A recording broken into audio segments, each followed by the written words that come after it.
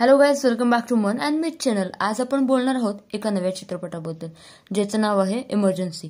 तर हा चित्रपट आपल्याला 6 सप्टेंबर पासून आपल्या जवळच्या चित्रपटगृहात पाहायला मिळणार आहे। तर इमर्जन्सी या चित्रपटाचे दिग्दर्शन केले आहे कंगना रनौतने। त्यासोबतच यामध्ये ती मुख्य कलाकार म्हणून पण आपल्याला पाहायला मिळते। श्रेयस तळपदे, मिलिंद सोमण, अनुपम खेर, मनीषा कोइराला, सतीश कौशिक, विशाख नायर आणि महिमा चौधरी असे भरभक्कम कलाकार यामध्ये आपल्याला पाहायला मिळतात। आता आपण बोलूया चित्रपटाच्या ट्रेलरबद्दल।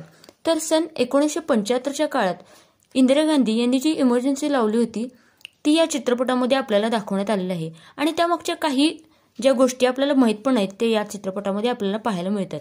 1970 साली भारतीय जनता पार्टी कशी तयार झाली आणि 1971 साली इंडो पाक जो वॉर झाला त्याच्या मागचं सत्य ते पण आपल्याला पाहायला मिळते।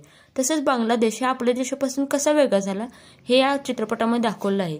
ट्रेलरच्या शेवटी खलिस्तानी लोकांच्या मागची गोष्ट पण यामध्ये दाखवली आहे।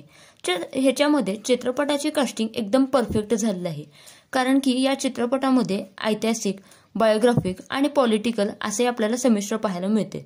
त्यासोबत ह्याची जी कास्टिंग आहे ती या चित्रपटाची परफेक्ट बाजू आहे।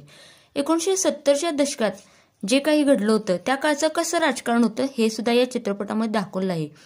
चित्रपटाचं बीजीएम सुद्धा खूप चांगलं झालेलं आहे आणि त्यासोबतच मिलिंद सोमण यांनी जे सॅम माणिकशॉ हे कॅरेक्टर केले ते एकदम परफेक्ट केलेलं आहे।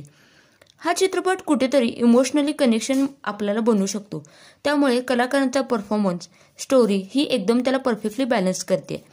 त्यामुळे आपण हा चित्रपट नक्कीच पाहू शकता। तुम्ही पण ही मूवी नक्कीच एन्जॉय करू शकता।